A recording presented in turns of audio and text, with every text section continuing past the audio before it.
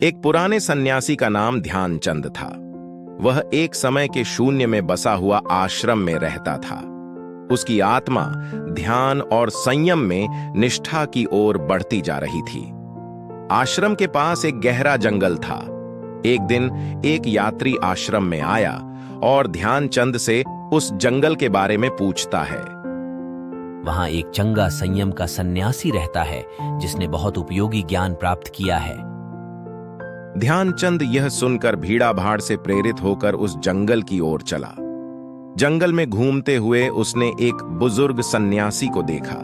वह बिना वस्त्रों के था और उसके चेहरे पर शांति की मूर्ति छाई थी। ध्यानचंद ने सन्यासी से पूछा, आप यहाँ कैसे आए और इतने गहरे जंगल में कैसे रहते हैं? सन्यासी ने हंसते हुए उत्तर दिया, जब से मैंने संयम का रास्ता चुना है तब से ही यहाँ रह रहा हूँ। मेरे लिए यह जंगल मेरा आश्रम है और इस शांति भरे वातावरण में मैं अपने मन की उन्माद को ढूंढता हूँ। ध्यानचंद ने समझा कि सन्यासी ने सच्चाई की बात कही है।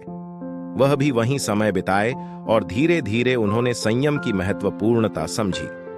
कुछ समय बाद ध्यानचंद ने वापस अपने आश्रम की ओर रुख किया, लेकिन उसका मन अब शांत था और वह अब जानता था कि संयम और ध्यान की शक्ति हर समस्या को हल करने की कुंजी होती है। इस कहानी से हमें यह सीख मिलती है कि जीवन में संयम और ध्यान की आवश्यकता है। बिना अपने मन की शांति और तत्व से जुड़ने के हम अपने जीवन की सही दिशा में नहीं बढ़ सकते।